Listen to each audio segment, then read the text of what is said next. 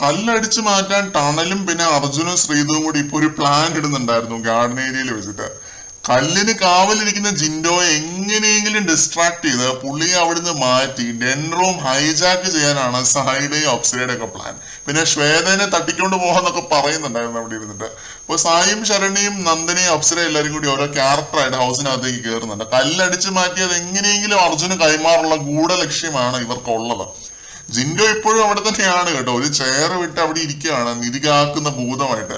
ജിൻഡോയുടെ ഉപദേശം കേട്ടിട്ട് ഒന്നും അർജുൻ ഇത് അടിച്ചു മാറ്റൽ നിന്നും പിന്മാറിയിട്ടില്ല. അതുകൊണ്ടാണ് ടാസ്കിൽ നിന്നും പുറത്തായവരുമായിട്ട് ഇങ്ങനെ ഒരു പ്ലാൻ ഇട്ടത്. എനിക്ക് തോന്നുന്നത് മിക്കവാറും ഈ കല്ല് ജിൻഡോ പ്രൊട്ടക്ട് ചെയ്ത് വെക്കുകയും ചെയ്യും, ഇത് ശ്വേത ജിൻഡോയ്ക്ക് തന്നെ കൊടുക്കുകയും ചെയ്യുമെന്നാണ്. കാരണം സായിക്കൊക്കെ പ്ലാൻ മാത്രമേ ഉള്ളൂ, നന്നായിട്ട് ഇതുവരെ എക്സിക്യൂട്ട് ചെയ്യാൻ പറ്റിയിട്ടില്ല ഒരു പ്ലാൻ പോലും.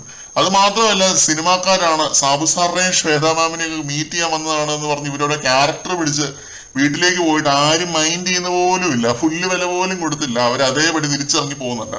എന്നിട്ട് വീണ്ടും ഏതൊക്കെയോ ക്യാരക്ടർ പിടിച്ച് അകത്തേക്ക് കയറിയിട്ടുണ്ട് നാലെണ്ണം കൂടി.